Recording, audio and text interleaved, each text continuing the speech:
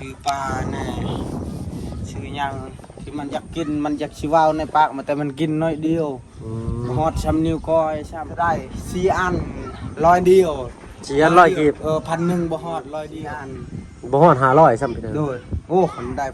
1,100เรียกละมันง่ายจ้างเขามีละ5,000พุ่น5,000เงินไปกี่ให้เราช้ำเจ้าชิชายไง5,000ไปกี่เช้านี่จะซื้อมา2,000นั่นช้ำเจ้าชิกินรถละผมมันเคยว่าโอ้ขนมนี่หลากหลายๆได้ขนมตะกี้1,100เห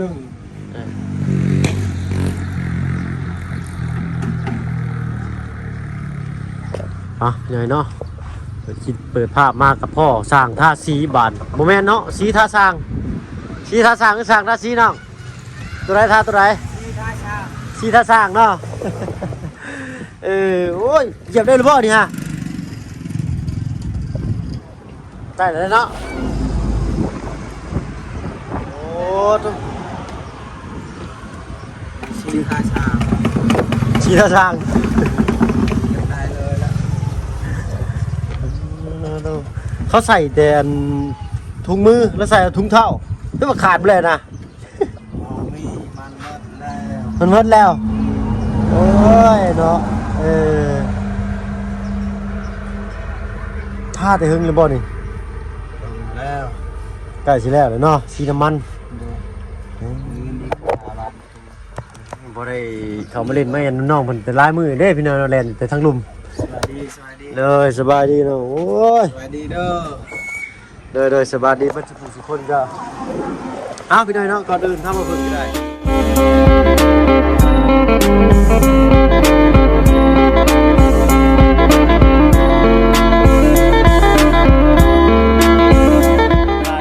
ทักทายสบายดีเป็นอย่างใจดีเด็กเอฟซีเบิ้ลถ้าทำมาผสมช่องยูทูบมาเป็นเวลาคือเก้าพี่น้องเนาะเพราะว่าฝั่งไทยฝั่งลาวอะไรก็ทั้งฝั่งต่างประเทศก็ยินดีต้อนรับเข้าสู่ช่องยูทูบมาเป็นเวลาเช่นเคยพี่น้องเนาะหอมสีกลุ่มมาแต่ไกลเนาะสิเป็นไผไปได้นอกจากน้องสอนโยโอ้ลมพัดเกือบไงเงือบโอ้ยาเด้อโอ้กิ่งมึงหนีพอแห้งยิ่งนี่โอ้เป็นปลาหมักซิบรถแล้วเป็นปลาหมักซิบแล้วเอา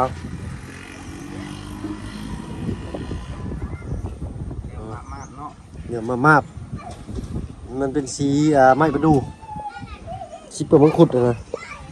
แต่มันสีอ่ำลำเขากันเลยบาดเนาะใครเด็ดแต่เราไม่อยากใส่สีเขียวแก่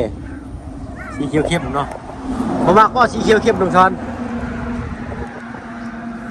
สีแบบนี้เลยมันจริงนะแบบนี้เนาะสีแบบเพื่อนนั่นลังนะบ่มักบ่สีเขียวเข้มบ่มักแหละว่าสีเพื่อนก็ขี้ไล่อีกโอ้ยเนาะเอาเนาะปลุงFCเพิ่นก็หลายท่านก็ถามหาแต่น้องซ้อนอยู่พี่หน่อยเนาะหาก็เห็นน้องเพิ่นอยู่เฮือนมื้อนี้ได้แล้วก็กระบวกกระเป๋าบ่ได้ค่อยมานี่เขาไปหมดแล้วเบิ่งนั่นเห็นบ่เขาไปกลมันอยู่น้อยค่อยก็ไปอันนี้ตัวเห็นบ่ส่วนเสียมกวกอันไปเดินกวกบ่นะไม่งันมันเนาะเพิ่นเอาไปส่งแห้งเนาะมื้อนี้ฮะได้พ่อน้องเพิ่นก็เลยได้มาแวะเล่นแวะแอนน้ำน้องเพิ่นก่อนพี่หน่อยเนาะโอ้ยห่างหายกันไปหลายล้นเติบได้กับน้องจอนนี่นะไปอีกจังนั้นก็ไปเอาส่งแห้งบ่เดือนได้เบิดส่งแห้งบาดนี้ประมาณ4-5 หลังคาเฮือน4-5 หลังคาเฮือนเป็นเบิดเลยบ่ได้ส่งเลยบาดนี้ยัง7 หลังคายังอีก7 หลังคาเฮือนโอ้เพิ่นนับเป็นหลังคาเฮือนเลยเนาะว่ะนับแล้วจังได๋ลืมไปส่งตัวที่ตัวแดนไปส่งตัวที่ลุบอีกเนาะเข้าแบบก็บ่ได้ไปซอยเฮาเด้อเฮาไปซอยเขาลุบเลยเนาะต้องจื้อได้พี่น้อยเนาะสมมุติว่าหมู่บ้านนี่มี30 หลังคาเฮือนเฮาไปซอย5 หลังคาเฮือนสินะมีเฮือนภายในเพิ่นต้องมาส่งเขาคืนสินะบ้านเฮาประมาณ90 หลังคา90 หลังคาเฮือนบ่บ้านจะนี่โอ้สิฮอด195 96โอ้อีกจะหน่อยก็ได้เด้อเนาะเขาอยู่ห่างหมดแล้วเดี๋ยวนี้อยู่ใช่ก็อยู่ห่างแนวใดอยู่ห่างอยู่ออกไปไกลกันบ่โดยแบบเครือเจืองกับพ่อแม่มันเด้เพิ่นออกเฮือนว่าไงซะโดยเพิ่นออกไปสร้างครอบครัวใหม่กันนับเป็นหลังอื่นอีกเป็นใบสมุนครัวใหม่อีกทั้งทุกพ่อไปใช้น้องจอนบ่เฮาเมาเหล้าพุ่นอยู่ เพื่อนครัวพุ่น เมาเหล้าอยู่เฮือนครัว เลย โอ้ช่วงนี้เพิ่นคือเมาบ่อยแท้เนาะ เมาแล้วโอ้ยคนชายเมาอยู่แล้ว ใช่เมาอยู่แล้ว เลย ใครแน่เนาะแต่เจ้าบ่กินเหล้าคือเราแล้วก็บ่ได้ติเพิ่นเนาะพี่น้อยเนาะเพิ่นก็คือสิเมื่อยนะท้อแท้กับชีวิตด้วยง่ายซะเนาะต้องสอนว่าเรากินตั้งแต่แม่เสียบ่ต้องสอนว่าขอโทษขออภัยนำแต่หันมาเรากินเหล้ามาเลยบ่น้อง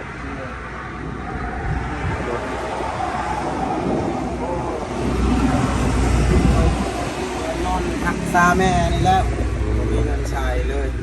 เหนื่อยมีเงินเท่าใดก็ไปรักษาแม่เบิดบ่น้อง โดย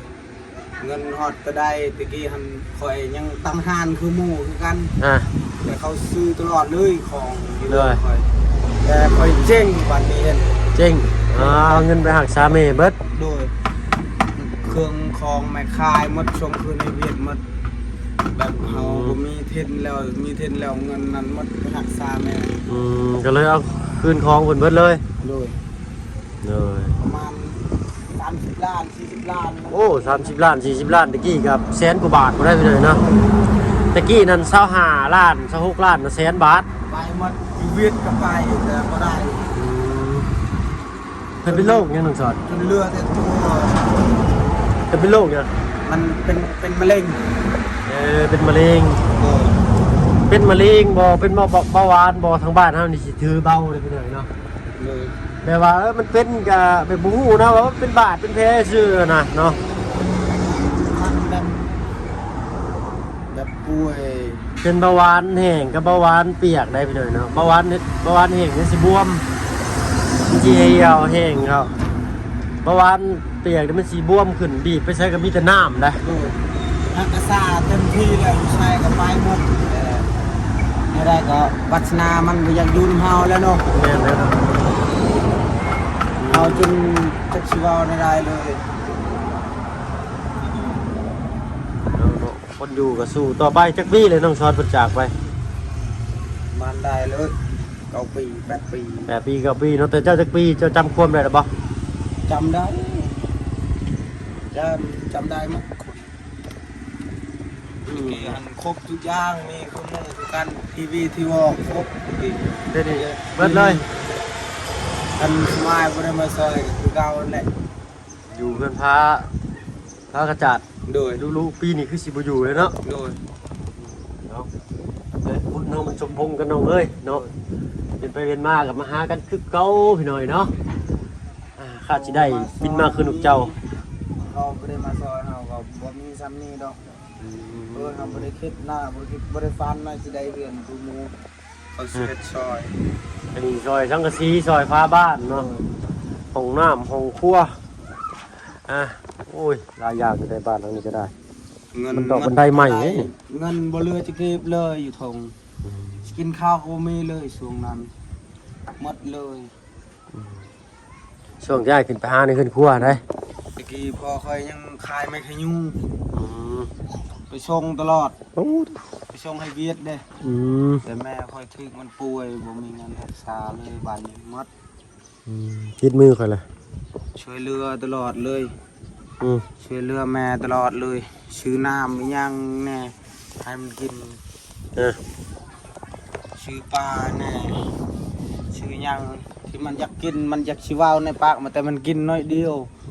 ฮอดช้ำนิ้วก้อยช้ำมันเฮาเว้ามันบ่กินมันจมอยากกินน้ำหวานก็เอาใจมันหมดทุกอย่างชื่อให้มันกินซะเนาะได้เฮาก็บ่มีมันก็บ่มีอยู่แล้ว มันบ่ให้เฮามันบ่เฮาว่า เล่นเลยนะโดน เฮาซื้อทุกอย่างให้มันคือว่าแล้วไป30ล้านโอ้แห้งแล้ว โอ้เสียกว่าบาทตะกี้เงินแพงได้ร้อยละ25,000ดีหน่อยเนาะ ตะกี้เขาตีเงินบาทอัน10 ล้านต่อแสนหนึ่งบาทตะกี้ เช่นบาทบ่ 10 ล้านนั่นคือ 15 30ได้ร้อยละ25นี่นอน20ไปละ35ล้านนี่เลยเนาะต่อแสนบาท2ล้านกีบต่อหมื่นหนึ่งตะกี้ ดู ร้อยละ25,000ร้อยละ25,000ตะกี้ ข ข้าวตะกี้ก็สอบ50 โลเป้าหนึ่งก็150,000ตะกี้ เดือนนี้ดิ เดี๋ยวนี้เด้ 600,000ไป700,000 700,000เทื่อก็700,000 เออ ข้าว โหดเนาะ ข้าวตะกี้นั้น100,000ก็มี100,000หมูลดให้ คือมือนี่มีแต่เอาเพิ่ม ทำก็ไปเฮ็ดเวียกมือกับหมูนี่พอเฮารับจ้างเขาอยู่พุ่นมือ 5,000อีหลีตะกี้ กี่แม่นนี่ได้ทางนี้ มือ 5,000นั่นโอ้จะชื่อยังก็ได้นี่บ่ได้ขายยาสูบนี่หรือว่าอีหยังบ่ได้ขายหมดเป็นแพ็คเห็นกล่อง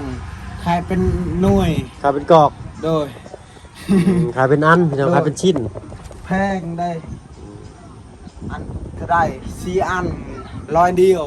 4 อัน100กีบ 1,000บ่ฮอด100 เดียว4 อัน บ่ฮอด500ซ้ำพี่น้อง โดยโอ้คนได้1,000เฮ็ดเวียกละเงินง่ายจ้างเขามือละ5,000พุ่น5,000เงินตะกี้ให้เราซ้ำที่เจ้าสิใช้ไอ้ 5,000ตะกี้ซ้ เล่นวิชาเอานี่จะซื้อมา 2,000 นั่นซ้ำเจ้าสิกินลดละ ำ บ่แม่นเคยเว้าโอ้ขนมนี่บักหลายๆก็ได้ขนมตะกี้1,000 แต่เจ้าซื้อหมด2,500ไป500ก็มีได้ตะกี้ได้ มีได้นี่บ่เห็นแล้ว ลายไป500นี่แหละลายสุดซื้อ2,500ก็มีตะกี้ประเดี๋ยวนี้ได้เนาะ 2,000บ่มีแนวขายให้เลยเดี๋ยวนี้ โอ้ย ไข่ก็ยังหน่วย 3,000กีบ เป็นละ3,000มีช่องห่อ1,000 แม่นดีห่อละ500 โดย มีไว้ห่อละ500กีบตะกี้เลยเนาะ เดี๋ยวนี้เอาห่อหนึ่งหมด4-5,000กันยัง ห่อละ5,000เด้นี่ โอเคเอาเว้ากันพอหอมปากหอมคอทักอ้ายสิไปบ้านน้องไม้น้องทายก่อนเนาะทางพี่เพิ่นเนาะก็เคยช่วยเหลือบ้านน้องไม้น้องทายแล้วเพิ่นอยากให้น้องไม้น้องทายมาร่วมงานนํเนาะ โดย ไปแล้วสบายดีน้องสู้ๆเนาะวู้ดูสีจิตหน้าแล้วเราเฮ็ดเด้อไปกันเลยเนาะไปพ่อกันพุ่นเลยพี่น้องเนาะอยู่บ้านน้องไม้น้องทายโอ้ยโดนเลยได้บ่ได้ไปเนาะไปพี่น้องพ่อกันพุ่นละมาฮอดจอดถึงแล้วพี่น้อยเนาะแม่นยังเด้กองอะเทเล่เต็มตูบน้อยอยู่นี่เนาะว้าโอ้อยู่กลางเดินผูกก็มีอยู่ข้างนี่ก็มีนี่แห้งร้ายทางนี่ปูดูขาวจุนพุ่นอยู่พี่น้อยเนาะพูดนะจนฮอดพุ่นผู้เทเล่อาลาดอยู่นี่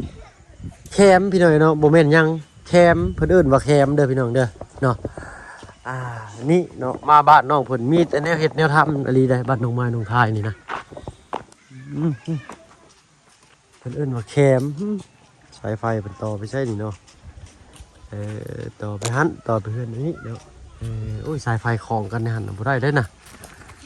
ต้องหาในห้องกันอีกแคมพี่หน่อยเนาะสิ่งที่เพิ่นเฮ็ดไม่กวาดนะเนาะเพิ่นก็อยู่เพื่อนอยู่บ่น้องไม้น้องทายนี่ฮึคนดุคนมันซ้ำที่ว่าอยู่ป่าอยู่ดอนผู้จักกันนี่เว้นเราไปหาแคมบ่ฮึเอาชิ้นสั่นเลยได้พี่หน่อยเนาะอันคือกล้องก็ได้เสียงกับทนฟังเลยได้พี่หน่อยเนาะเสียงลมอยากแห้งเนี่ยน้อยหนึ่ง อันที่จริงลมกับบ่แห้งบ่ได้ดอกเนาะมันผัดกับโทรศัพท์มันบ่มีไม้ขอโทษขออภัยน้ำลายเนาะอดทนฟังเอาน้ำเนี่ยสบายดีอะสบายดีเด้อเจ้าจำร้านได้อยู่บ่ ไปหมดแล้วลาม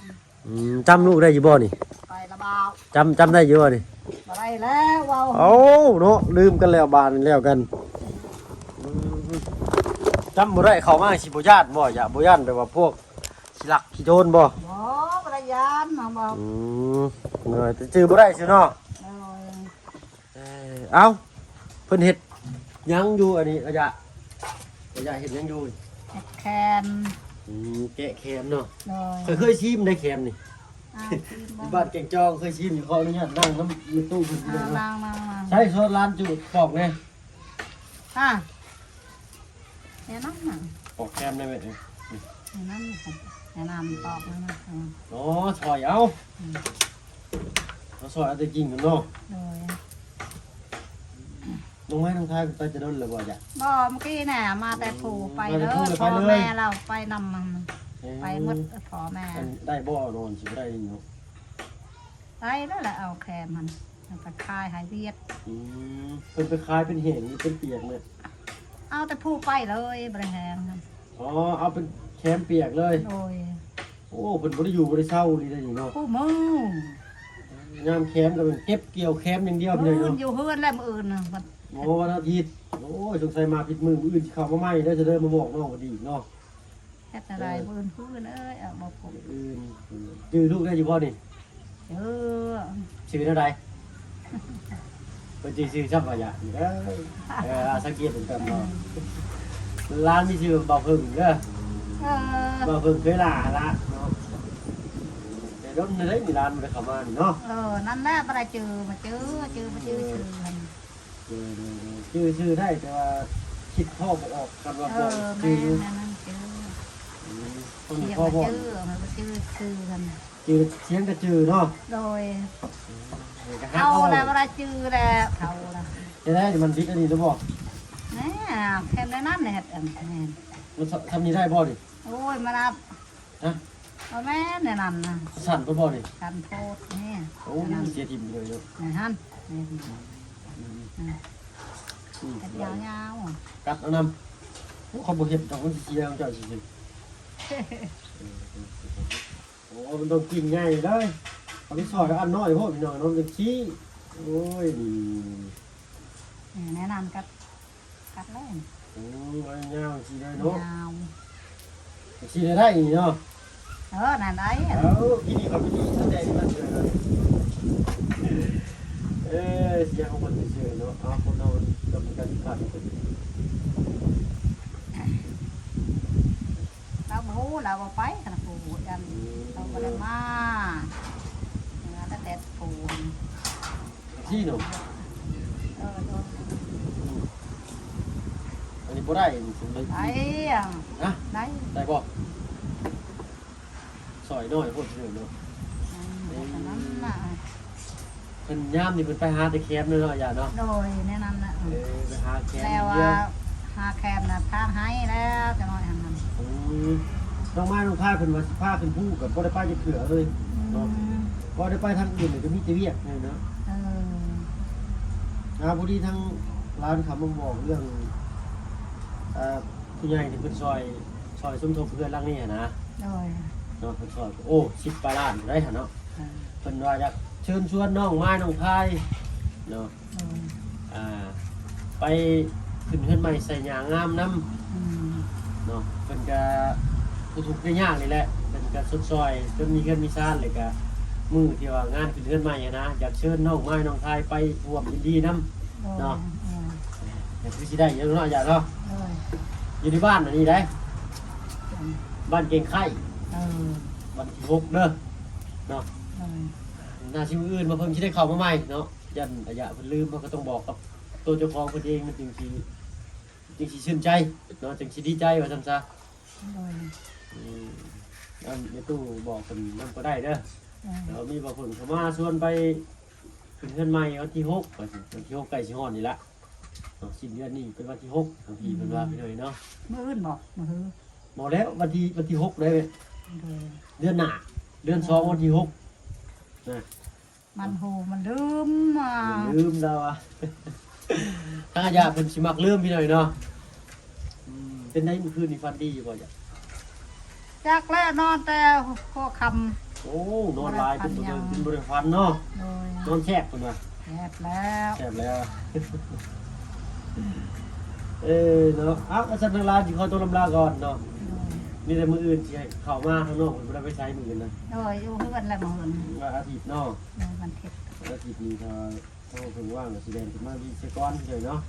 ข้าเจ้ามีเวลาหันมามื้ออื่นครบหมด เลย น้องไม้พ่อเราแม่เราหมด ทางอันลูกเจ้านี่ผู้ชายหรือผู้หญิงเนี่ย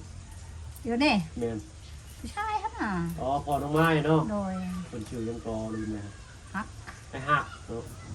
ไอ้หักเป็นลูกของระยะนี้แหละอันที่หนึ่งเป็นลูกไผ่ เพื่อนนั่นเพื่อนนัดพอว่าอันนั้นนะลูกชายเขาไม่ได้เฮือนนะชื่อแต่เด่นนะพอนาลูกเขาลูกกกเขาได้นั่น แม่นั่นแหละ อันพอน้องอ้อยเห็นบ่ นั่นน่ะ โดยโอ้จนลืมเลยพี่เดินน้องอ้อย เอาไว้ยอยหั่น น้องอ้อยน้องย้อยเนาะก็คือว่าเลยเขาก็ซื้อที่ดินนอนต้นหญ้าให้แล้วเนาะทางผู้ใหญ่เพิ่นก็ได้สมทบทุนกันซื้อดินนอนต้นหญ้าช่วยกันเนาะทางเฮาก็เฮ็ดได้แล้วเนาะแต่ว่าทางผู้ใหญ่เพิ่นน้องเพิ่นมีบุญวาสนาสำใดก็สำนั้นเด้อพี่น้องเนาะทางเฮาก็ขีดเขียนแต้มแต่งให้บ่ได้เนาะต้องแล้วแต่บุญแต่วาสนาเพิ่นโอ้กัดพวดลงบ่ยันเขียวรุดออกมาบ่อย่าจะเบิ่งนี่แขวร้านนี่ อ้าวรอด หักมันรอดเลยหรือว่าขอจงกัดคือเล่าเราจังสีแข็งอ้าวเนาะเอาโนโฮอร์โมนพี่เดินเนาะเดดไล่แล้วบัดนี้ไปก่อนพี่เดินเนาะผู้พ่อคลิปหน้าเด้อพี่เดินเด้อเนาะสำหรับที่นี่เท่าเพิ่งเลยอายะขอตัวไปแล้วพี่เดินเนาะสบายดีจ้ะไปกันเด้ออายะ ด้วย โอ้ยเนาะ มาได้พบ นั่นโทรศัพท์ข้างจะรออยู่เป็นยังนี่ดักจักได้บ่ได้โดยสบายดีเนาะโอ้เป็นยังดีโทรศัพท์นี่อุณหภูมิสูงเกินไปว่าซั่นโอ้สิได้อยู่บ่เนาะแบตเตือนนี่โอเคพี่หน่อยเนาะเบิ่งกันเนาะเอาพรคลิปหน้ากันแล้วกันพี่หน่อยเนาะสำหรับคลิปนี้ถ้าบ่เพิ่งสิขอตัวลำลาแล้วพี่หน่อยเนาะอยู่ดีมีแฮงเบิดทุกคนที่เข้ามารับมาชมช่อง YouTube บ่เพิ่งเคยไลค์คือเก่าพี่หน่อยเนาะไปแล้วสบายดีจ้ะ